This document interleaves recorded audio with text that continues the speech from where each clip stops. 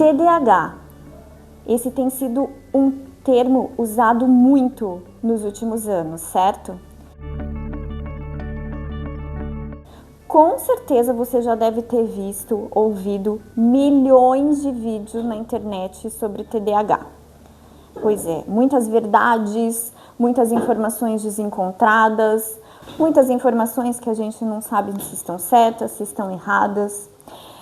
Por isso eu decidi fazer esse vídeo hoje. Vocês podem ver aqui, estou aqui no meio de vários livros, de várias informações. E eu quero trazer algumas informações para vocês baseadas na literatura, baseado no que os pesquisadores estão dizendo sobre esse assunto, que ainda é novidade até mesmo para os pesquisadores. Se a gente parar para pensar, há 5, 6, 10 anos atrás, ninguém sabia o que era o TDAH, ninguém nunca tinha escutado falar sobre esse termo, né? A nossa medicina tem evoluído, as pesquisas sobre este transtorno e outros transtornos também, mas vamos focar hoje no TDAH, as pesquisas têm se desenvolvido, as pesquisas têm avançado e muitas informações ainda são novas para pesquisadores, nem eles sabem ainda responder todas as informações. Então, o objetivo desse vídeo hoje é trazer informações baseadas no que eles têm descoberto, informações confiáveis, informações que a gente pode nos orientar, informações que a gente pode usar como parâmetro. E assim, por favor, não quero que ninguém comece a identificar, nossa, mas eu tenho isso, eu tenho aquilo, será que eu tenho TDAH? Não, esse é um dos objetivos desse vídeo, é fazer com que as pessoas, antes de qualquer coisa, procurem profissionais adequados, tenham diagnósticos da forma correta, porque a gente tem visto muitos diagnósticos sendo feitos de formas irresponsáveis, de formas aleatórias, né? E assim, é muito complexo você dar um diagnóstico, seja ele do que for. Então, o que eu quero trazer aqui para vocês são informações, mas para que vocês possam entender um pouco melhor, para ajudar, né, a esclarecer algumas dúvidas, e que isso seja útil, tá? Então vamos lá, primeira coisa, o que é o TDAH? O que significa essa sigla TDAH? Os livros dizem aqui, ó, o DSM-5, que é um dos manuais que a gente vai utilizar mais aqui durante esse nosso vídeo, o DSM-5, ele é um manual, tá, de diagnóstico e estatístico de todos os transtornos mentais. Então, esse documento, ele foi criado por uma associação americana de psiquiatria, o nome dessa associação é APA, e ele serve para padronizar esses diagnósticos. Então, esse manual, ele é utilizado por todos os médicos, né? Psiquiatras, psicólogos, psicopedagogos. Então, todos os profissionais que trabalham com crianças, com adolescentes, com pessoas que têm esses distúrbios, eles utilizam esse manual como sendo um guia. Então, ele padroniza, ele é um documento mundial, né? Então, todos os países se baseiam por esse manual, e nós estamos já na versão 5, por isso que o nome dele é DSM-5, certo? Então, no DSM-5, TDAH significa transtorno de déficit de atenção e hiperatividade, ok? Então, já para a gente desmistificar aí o que significa essa sigla, TDAH. Então, transtorno de déficit de atenção e hiperatividade. Muito bem. Como que esse transtorno, ele é influenciado, né? Como que aparece esse transtorno numa criança? Então, ele é considerado um transtorno de fator genético. A criança, ela já nasce com esse transtorno. E ela vai afetar as áreas do cérebro, né, que são responsáveis pela atenção, pela impulsividade e pelo controle de atividades motoras. Os fatores ambientais, os pesquisadores dizem que ele tem uma porcentagem, um papel muito pequeno, né? Então, assim, o que vem de fora, o externo, ele tem uma relevância muito baixa em cima do TDAH. Então, falar que uma criança tem TDAH por fatores externos é quase que improvável. Eles não dizem que não existe, tá? De acordo com as pesquisas, eles não desacreditam, mas não existe estudos ainda que comprovem isso. Então, o que eles sabem é que o maior índice, que o maior causador é o fator genético, tá? Aí eles apontam aqui para nós que crianças que têm predisposição genética e que tiveram mães fumantes durante a gestação, aí sim existe um aumento de risco para essas crianças desenvolverem lá na frente um comportamento hiperativo e impulsivo. E também o fator de mães que consomem álcool durante a gestação também pode desencadear esse aumento de chance dessa criança desenvolver esses sintomas mais na frente. E um outro fator também aqui bem interessante que eles apontam é crianças que nascem com um peso muito abaixo do esperado. Tá? Então, são esses 3 fatores ambientais que eles apontam aí como relevantes, né? Que podem comprometer quando a criança já tem uma predisposição genética. Então, a genética, ela nunca tá fora, né? Sempre existe aí o fator genético, ele é o que mais vai ter peso no distúrbio aí do TDAH, certo? O DSM-5, ele ainda vai diferenciar o TDAH em 2 grandes categorias. Então, ele coloca lá que na primeira, ele vai incluir problemas de desatenção. Então, é aquela criança que parece que quando você está falando com ela, ela não está te ouvindo, ela está em outro planeta, ela está fazendo qualquer outra coisa, menos prestando atenção no que você está falando. Então, essa é a primeira categoria do TDAH, né? Que é a desatenção. E a segunda categoria que o DSM nos aponta são sintomas de hiperatividade e impulsividade. Então, nesse caso, é aquela criança que não consegue parar quieta, que ela fica se movimentando o tempo inteiro, e de que ela fica balançando a perna, de que ela fica balançando a mão, e de que ela levanta, ela senta, ela anda na sala, ela não consegue se concentrar. Então, aí sim, é a impulsividade e a hiperatividade. E sabe aquela criança que quando você começa a falar, quando você começa a formular uma pergunta, pronto, ela já está te respondendo? Então, aí a gente enquadra dentro da impulsividade.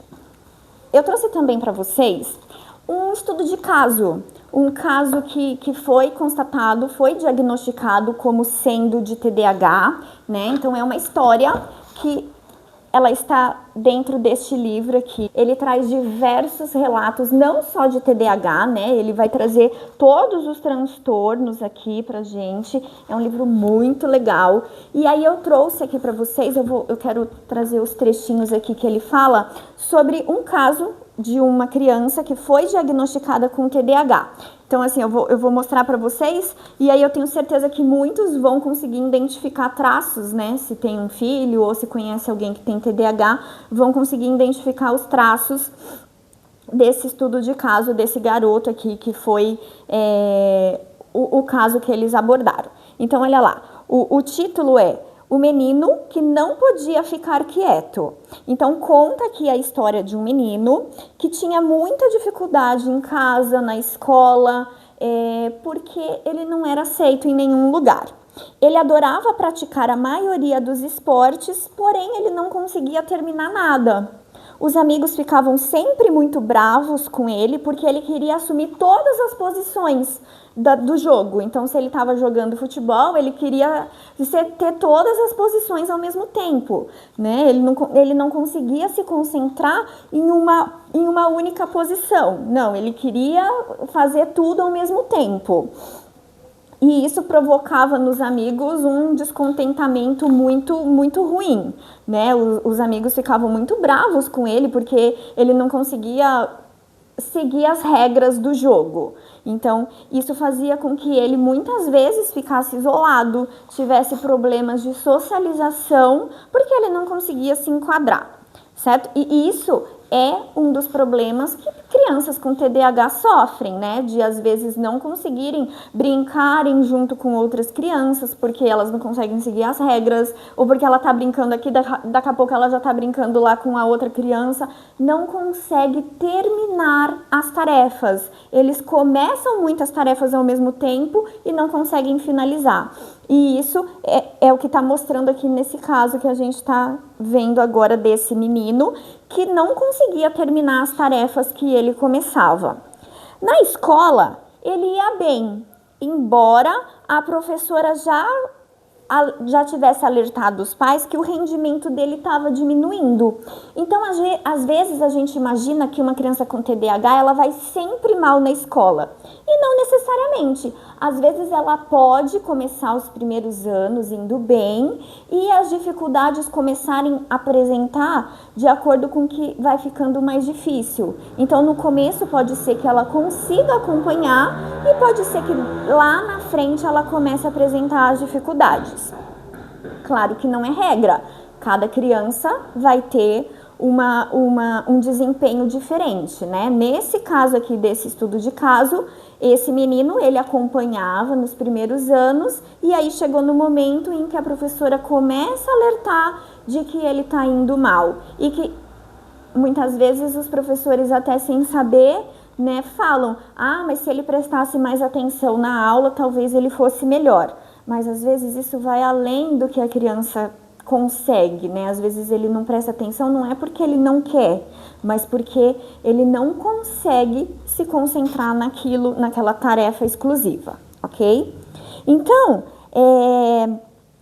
continuando lendo aqui o nosso estudo de caso, ele se mexia muito na carteira, ele levantava toda hora, formulava perguntas constantemente, atrapalhava a aula e isso deixava a professora muito brava. Em casa, ele também era considerado a criança problema. Por quê? Porque ele não conseguia organizar o quarto, ele não conseguia organizar as atividades que ele estava fazendo, ele se esquecia de tudo, ele começava a fazer uma coisa e esquecia o que estava fazendo, descia para pegar alguma coisa e quando voltava não sabia mais o que ele estava fazendo. Então, isso são traços bem característicos da criança com TDAH, ok? Por que ele foi diagnosticado com TDAH? Por um único item? Não. O DSM, de novo vou falar do DSM. O DSM-5, ele traz uma lista gigante de itens que a criança precisa estar enquadrada para que possa ser diagnosticado com TDAH. Então, assim, é muito importante que na hora de fazer o diagnóstico, na hora do profissional identificar o que acontece com aquela criança, que ela se enquadre, não em um item, mas ela precisa estar dentro de diversos itens para que realmente seja considerado TDAH, ok? Então aqui, nesse caso, nessa breve historinha aqui que esse livro traz pra gente, a gente consegue observar vários itens, né, vários pontos de que essa criança tinha o TDAH. Então, a hiperatividade, não conseguia ficar quieto, não conseguia se concentrar, não conseguia finalizar as atividades, queria fazer tudo ao mesmo tempo. Então, vários fatores, vários indícios, né, para que ele pudesse ser diagnosticado com TDAH. Um dado importante também que esse livro nos traz é a estatística de pessoas já diagnosticadas no mundo. Então, olha só, hoje, atualmente, cerca de 5,2% da população infantil pelo mundo já foi diagnosticada com TDAH. Então, se a gente for olhar 5,2% da população mundial, é um número muito alto, é um número muito grande de pessoas já diagnosticadas. Você sabe qual é a diferença do TDAH entre meninos e meninas? Pois é. Nem os médicos ainda sabem direito qual é essa diferença. Atualmente, os meninos são 3 vezes mais propensos a serem diagnosticados com TDAH do que as meninas.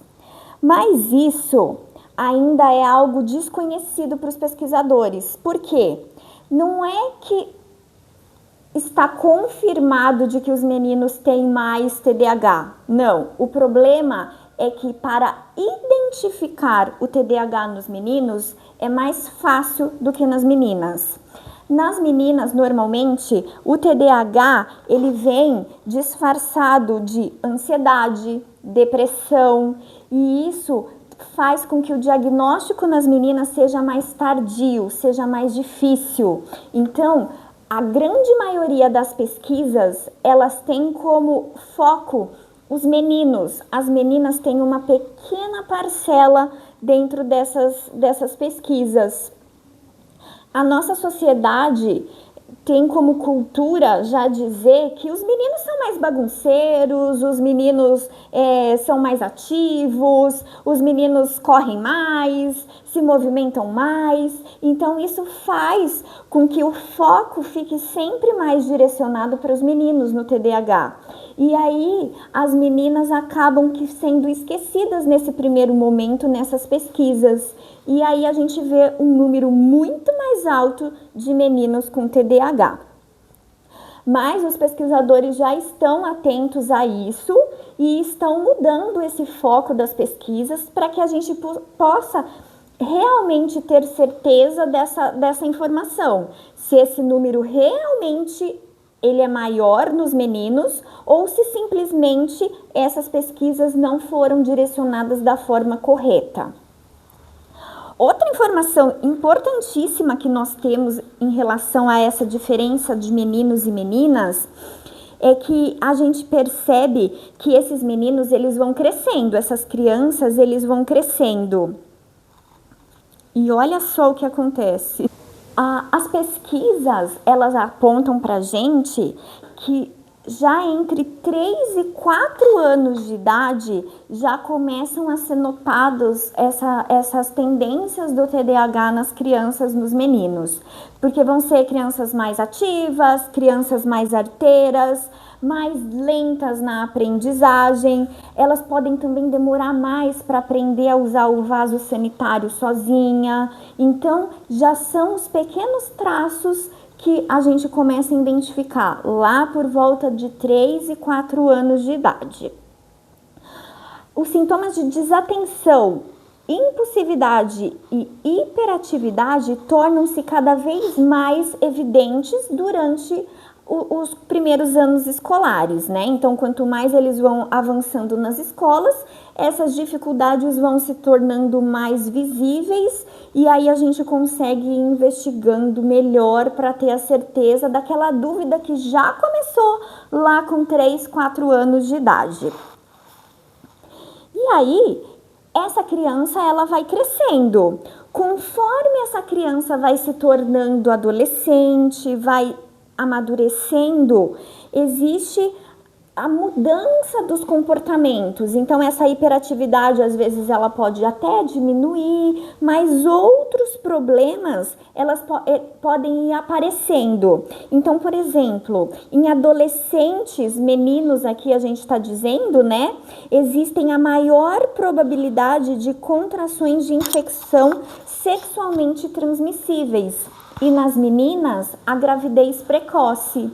Então, os problemas eles vão mudando de acordo com a idade. Lá na infância, que eu tinha aquela criança que não parava quieta, que não ficava quieta um minuto, que subia nas paredes. Agora, na adolescência, a tendência é que isso vá diminuindo, mas essa impulsividade vai se transformando em outros problemas. Então, a gente pode ter aí problemas com drogas, problemas... Existem... Aqui no estudo também aponta que esses adolescentes, eles podem se envolver mais em acidentes automobilísticos, porque a impulsividade faz com que eles não pensem muito nas suas atitudes, e isso pode causar problemas aí, ok? Outro ponto importante também, que é bem legal a gente citar aqui nesse vídeo, é a questão da alimentação, né? As pesquisas ainda estão bem no começo sobre este assunto, mas já sabem que produtos alergênicos e aditivos alimentares têm sido considerados como possíveis causadores do TDAH. Ainda existem poucas evidências que apoiam, né, isso, mas já existe um alerta. Então, assim, o que a criança come, aquilo que a gente consome, pode ter relação sim com o TDAH. Algumas pesquisas em larga escala sugerem que pode haver um impacto pequeno, mas mensurável, de corantes alimentares artificiais e aditivos sobre o comportamento de crianças pequenas, né? Então, assim, tudo aquilo que a gente come pode interferir na nossa saúde, né? Então, assim, não é nada comprovado ainda, eles ainda estão em investigação, né? Mas pode existir, mesmo que em pequeno grau, mas pode existir sim uma relação entre principalmente os corantes e os aditivos com o TDAH, ok? Ainda aqui, né, nesse livro, eles nos trazem o problema de baixa estima que essas crianças podem acabar desenvolvendo. Por quê? Vamos pensar, essas crianças, elas acabam não se enquadrando, né? Elas tendo grandes problemas de relacionamento. Então, a professora briga toda hora, a mãe briga toda hora, o pai briga toda hora. Briga o tempo inteiro. Para de fazer isso, você não sabe fazer aquilo, você esquece tudo, você é burro, você não aprende a lição da escola, você não sabe fazer nada. Então isso acaba provocando nessas crianças um sentimento de autoestima muito baixo, né? Um quadro depressivo mesmo, um quadro de ansiedade, porque ela tem essa negatividade o tempo todo, né? Ela é bombardeada o tempo inteiro e ela não faz aquilo porque ela quer, porque ela faz de propósito para pirraçar, ela não faz aquilo porque ela, não, hoje eu vou provocar minha mãe, vou provocar a professora. Não, aquilo ela faz sem perceber e ela é bombardeada o tempo inteiro com palavras negativas, com repreensão. Então isso pode acarretar ainda mais num desenvolvimento mais prejudicado, e isso pode transformar esse quadro de TDAH, pode ser agravado, né? Ele pode vir com outras comorbidades, pode agregar outros transtornos, e isso pode piorar ainda mais esse quadro. E aí, como é o tratamento do TDAH? O que fazer?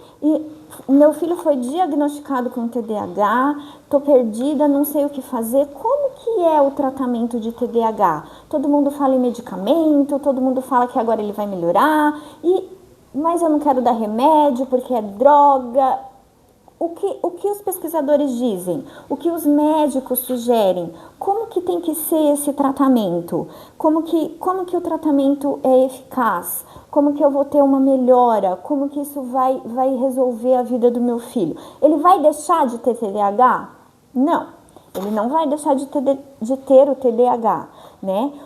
O tratamento, ele vem para auxiliar essa criança a se organizar, para ajudar essa criança a se entender, a se compreender, a ser aceita, a se aceitar. né? Então, terapias para ajudar nessa autoestima. Então, aqui eles falam, olha só, não só no tratamento medicamentoso, a intervenção com remédios, ela sim, muitas vezes ela é necessária. Mas eles dizem aqui que intervenções psicossociais também são fundamentais. Só a medicação não necessariamente vai ajudar. Pode deixar essa criança um pouco mais tranquila, pode ajudar ela na concentração, mas não vai resolver, né? Não vai ajudar ela 100%. Então, é fundamental que existam intervenções psicossociais. O que é isso? O que é uma intervenção psicossocial? Então, são profissionais que vão ajudar essa criança no dia a dia, como ela se organizar, né? Como que ela pode administrar as habilidades dela sociais, como ela pode interagir com os amigos. Então, essas ajudas externas, elas podem ser de extrema necessidade para que essa criança consiga. Muitas vezes, sozinha, ela não consegue se organizar, não consegue estudar, mas se ela tiver um apoio, se ela tiver uma rotina, isso pode fazer com que ela consiga seguir os passos, possa fazer com que ela consiga se encontrar, e aí sim toda essa bagunça que é, esse caos que é a vida dela, possa melhorar e ela consiga ter mais êxito, né? E ela vai levando isso para a vida adulta dela, ela vai conseguir se organizar melhor, vai conseguir ter uma rotina mais fluida, uma rotina mais tranquila,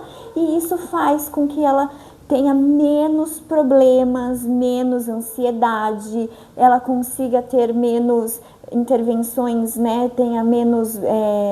vai fazer com que ela tenha menos críticas, então ela consegue se orientar, ela consegue se estruturar de uma forma mais tranquila. Os medicamentos, eles são necessários em todas as crianças diagnosticadas com TDAH? Não necessariamente, isso quem vai avaliar é o médico, quem vai avaliar isso é o psicólogo, junto com o neurologista, junto com a equipe que está tratando essa criança, que está diagnosticando, né? Eles que vão te dar a melhor orientação. Às vezes eles preferem não entrar de uma vez com a medicação, porque assim, vamos imaginar, o medicamento, ele é uma droga, que muitas vezes vem para ajudar, vem para trazer essa concentração, vem para ajudar nos estudos, mas que pode trazer os efeitos colaterais, né? Então a gente tem que ter isso muito claro, muito nítido na nossa mente, que é uma droga e que precisa ser usada com muita responsabilidade, precisa ser utilizada com muita cautela, para que ao invés de você resolver um problema, você não cause outro. Então, nunca, em hipótese alguma, medicar uma criança sem o acompanhamento do médico, sem que seja prescrito da forma correta, se possível mais do que uma visão médica, mais do que um diagnóstico, né? Eu sei que é muito complicado, nem sempre é possível, mas quando for possível, ouvir mais do que uma opinião. E não esquecer, né, que a combinação do tratamento comportamental com a medicação, ela vai ser sempre vai ter muito mais resultado, as intervenções, elas vão ajudar isso na vida dessa criança. Uma coisa que a gente tem que pensar sempre é o seguinte: uma criança com TDAH, ela é TDAH sempre. Não existe uma criança TDAH na escola e em casa não é TDAH. Isso não existe, tá? Por que eu tô falando isso? A professora reclama: nossa, essa criança é muito bagunceira, ela não para quieta na carteira, ela não... Eu acho que essa criança tem TDAH, eu acho que você, mãe, você, pai, tem que investigar. Mas essa criança em casa é uma criança tranquila, é uma criança que não dá trabalho, é uma criança tranquila, sossegada, uma criança que não é arteira. Então, opa, tem alguma coisa errada. Será que essa criança não está sendo só criança? Será que essa criança não está só brincando?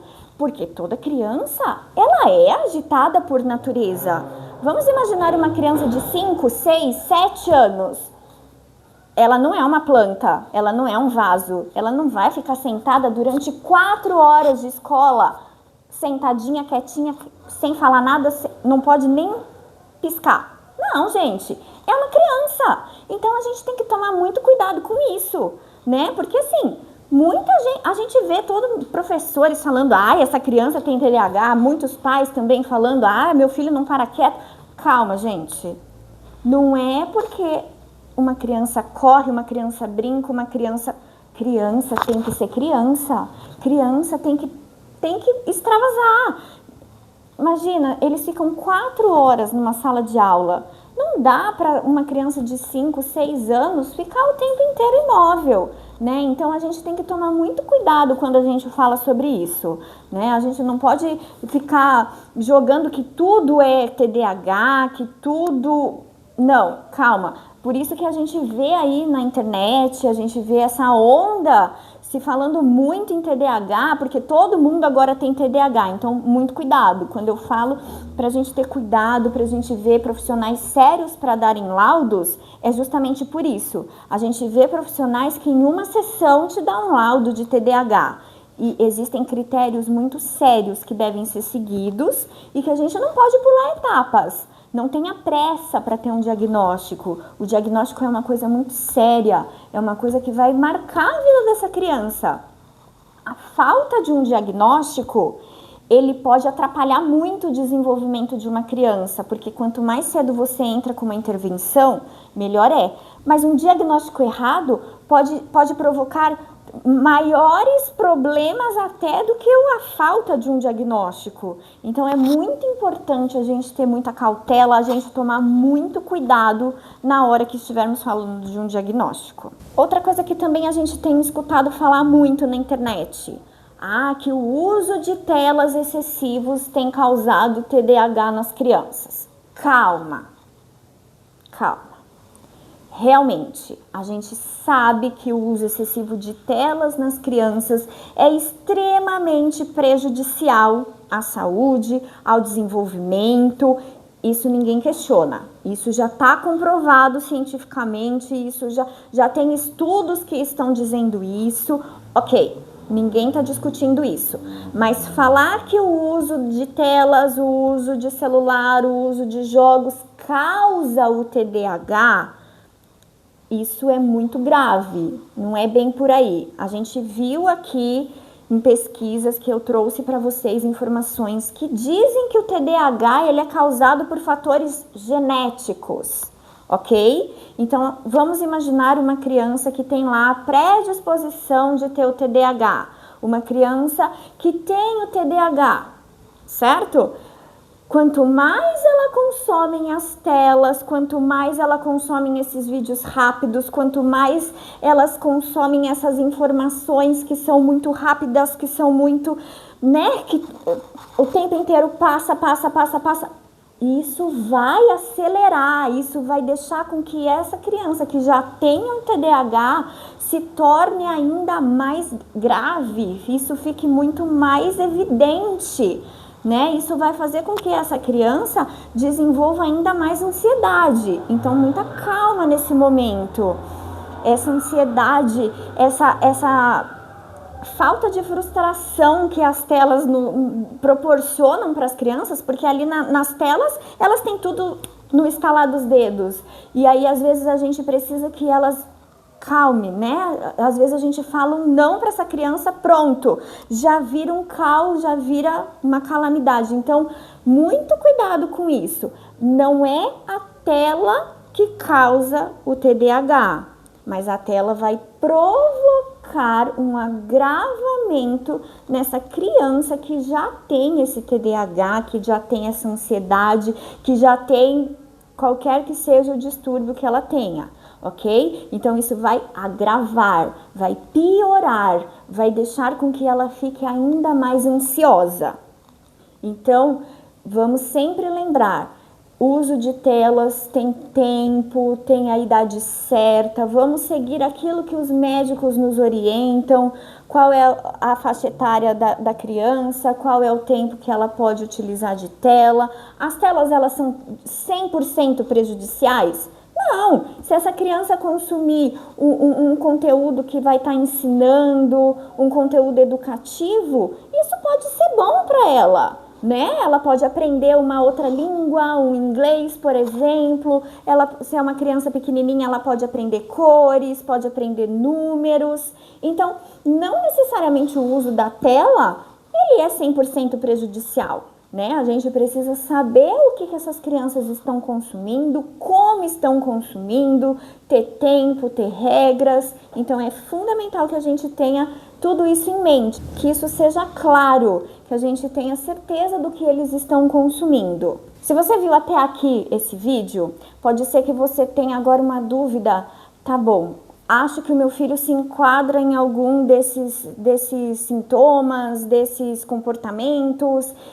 Quem é o médico? Quem é o profissional que eu devo procurar para ter certeza se o meu filho realmente tem TDAH ou se não, para descartar de uma vez essa dúvida? Então vamos lá. É uma equipe, não necessariamente um único profissional. Então, se o seu filho é uma criança, talvez você vai precisar de um neuropediatra, você vai precisar certamente de um psicólogo para poder fazer as baterias de testes que ele vai precisar. Porque para você ter um diagnóstico, para você ter um laudo, essa criança precisa passar por por vários testes, né? Para que possam ser confirmadas essas dúvidas e para que isso seja um laudo concreto. Então, você vai precisar do psicólogo. Se essa criança precisar do medicamento, se for decidido de que ele precisa de um medicamento, que o caso dele, o medicamento vai ser bom, vai ser necessário, você vai precisar de um psiquiatra, porque é apenas o psiquiatra que medica. Então, você vai precisar de uma equipe multidisciplinar. Talvez terapias, né? Então, ele vai precisar de um psicopedagogo, talvez para ajudar na parte educacional. Talvez um outro psicólogo para fazer a terapia comportamental. Então, uma equipe multidisciplinar vai ser necessária para acompanhar essa criança. Se de repente for descartado o TDAH, talvez eles possam identificar aí uma ansiedade e aí sim outra equipe pode ser necessária. Então, tudo vai depender do que o psicólogo constatar nos testes que ele aplicar, se é realmente um TDAH ou se não é o TDAH. E se ao final dessa investigação o resultado for um laudo de que realmente o seu filho tem um TDAH, eu sei que a primeiro momento isso pode assustar muito, mas calma. Isso não vai incapacitar o seu filho, isso não vai transformar ele numa criança menos importante, uma criança inferior. Não, isso é um laudo. Isso vai apenas ajudar ele a se entender. Mas isso não vai delimitar quem ele é. Esse diagnóstico, ele vai, pelo contrário, ele não vai diminuir o seu filho, ele vai ajudar ele a se entender, vai ajudar ele a se conhecer melhor e saber que ele precisa de ajudas. E com isso ele vai conseguir ter uma qualidade de vida melhor, ele vai conseguir se desenvolver de uma forma mais tranquila, sem se cobrar tanto, sem achar que ele está fora do quadrado, sem achar que ele é diferente dos outros. Ele vai ter ferramentas a partir disso, para ele conseguir lidar com as dificuldades que ele for encontrando no meio do caminho, que não vai ser só durante a infância, né? Isso vai perdurar a vida toda. Então, ele se conhecendo, ele sabendo que ele tem um diagnóstico, ele vai conseguir ir atrás dessas ferramentas para que ele consiga ter uma melhor qualidade de vida, para que ele consiga se desenvolver e que ele consiga ter uma vida mais tranquila e ele consiga ser uma pessoa feliz, né? Como qualquer outra pessoa. E assim, é muito complicado para nós pais sabermos esse diagnóstico, né? É muito difícil você falar assim, e agora? O que eu faço? Mas saiba que você também precisa de ajuda, né? Porque assim, a gente só consegue ajudar quando a gente está bem. Então, não tenha medo, não tenha vergonha, não tenha, não se sinta acanhado de pedir ajuda, de falar que você não sabe sobre este assunto, de ir atrás, de procurar profissionais que possam te ajudar, né? Porque você vai precisar estar forte para que você consiga ser o suporte para essa criança, para que você tenha forças para ajudá-lo. Então, procure sim profissionais, procure ajuda para que você esteja bem e consiga ajudar o seu filho nessa caminhada que deve ser muito difícil. Se você é pai e recebeu um diagnóstico, se você está prestes a receber um diagnóstico, se você está com medo, se você precisa desse acolhimento, deixa os comentários aqui nesse vídeo.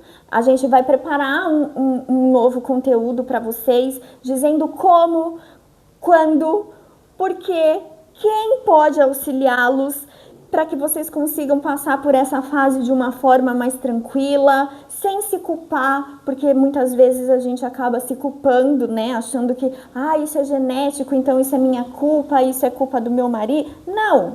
Então, assim, vamos preparar vídeos para que vocês possam ter mais informações sobre este assunto também, como que é esse acolhimento aos pais. Eu quero finalizar esse vídeo dizendo que é muito importante que a gente saiba o que é o TDAH, que a gente entenda, para que a gente consiga entender melhor as nossas crianças, os nossos adolescentes e saber se colocar no lugar deles, saber entender quando eles falam que tá difícil, que é complicado, entender o que passa na cabeça deles e só assim a gente vai poder ajudá-los. Saber que além de um diagnóstico, que para além de um diagnóstico existe ali uma criança, existe um adolescente, existe alguém que está sofrendo, existe alguém que está com medo, existe alguém que tem sentimentos e que precisa de ajuda, né? E que a gente só pode ajudar, a gente só pode acolher se a gente entender o que está acontecendo, o que aquela criança está passando, o que aquele adolescente está sofrendo. Então, assim, as informações, elas são essenciais, elas são fundamentais para que a gente entenda esse universo, que a gente consiga acolher. Tá? Eu espero que essas informações que eu trouxe possam ajudá-los, né? Possam serem úteis, que possam abrir novas possibilidades, quebrar paradigmas, né? Porque às vezes a gente ouve tantas coisas na internet, comecei o meu vídeo dizendo isso, que às vezes a gente ouve tantas coisas e a gente fica confuso, a gente não sabe em quem acreditar, não sabe o que tá certo, o que tá errado. Então, o objetivo desse vídeo foi esse, trazer informações, fontes confiáveis para que vocês possam saber aonde pesquisar também. Eu vou deixar na descrição desse vídeo todo o material que foi utilizado, as referências, os livros que eu usei, as pesquisas, vai estar tudo descrito lá. Se vocês tiverem interesse, podem me mandar mensagens também, que eu posso encaminhar esse material para vocês, posso mandar os links, para que vocês possam se aprofundar, né? Porque é muito importante a gente ter o conhecimento para que a gente consiga, de fato, auxiliar as nossas crianças e os nossos adolescentes. Espero que tenha feito sentido para vocês esse conteúdo. Se quiserem saber mais sobre, estou à disposição. Ou se quiserem saber sobre outros assuntos também, por favor, mande mensagens para que a gente faça mais conteúdos como este. Agradeço quem ficou até aqui, até este momento. Vou pedir para que deixe aí o like no nosso vídeo, que compartilhe, para que mais pessoas também possam ter acesso a essas informações e se inscrevam no nosso canal para ajudar esse canal a crescer, para que a gente consiga fazer mais vídeos como esse. Até o próximo, muito obrigada!